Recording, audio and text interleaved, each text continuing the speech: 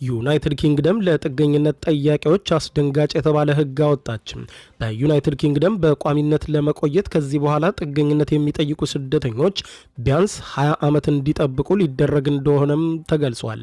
በዩናይትድ ኪንግደም የጥገኝነት ጥያቄያቸው ተቀባይነት የሚያገኝ ስደተኞች በሙሉ ከዚህ በኋላ በአዲሱ እቅድና ሕግ መሰረት በቋሚነት በሀገሪቱ ውስጥ ለመኖር ከማመልከታቸው በፊት 20 ዓመታትን በወረፋ መጠበቅ እንደሚኖርባቸው የሀገር ውስጥ ጉዳዮች ሚኒስትሯ ሻባና መሐመድ ገልጸዋል። በዩናይትድ ኪንግደም አዲስ የተረቀቀውን የጥገኝነት ፖሊሲ መንግስት በትናንሽ ጀልባ ወደ ሀገሪቱ የሚገቡና የጥገኝነት ጠያቂዎችን ቁጥር ለመቀነስ ጥረት እያደረገ ባለበት ወቅት ይፋ የሚሆን አዲስ ሕግ ነው ብለውታል።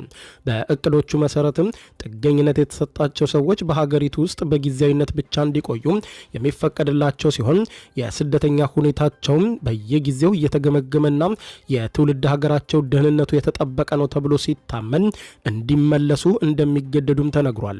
በአሁኑ ጊዜ የስደተኝነት ቆይታ ለ5 ዓመታት የሚቆይ ሲሆን ከዚያ በኋላ ሰዎች በሀገሪቱ ውስጥ በቋሚነት ለመቆየት ማመልከት ይኖርባቸዋል።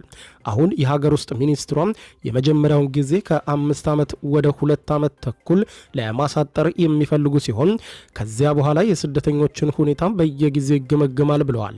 ነገር ግን በዩኬ ውስጥ ቋሚ የመኖሪያ ፈቃድ ለማግኘት የሚፈጀው ጊዜ ከ5 ዓመት ወደ 20 ዓመትም ይራዘማል ብለዋል።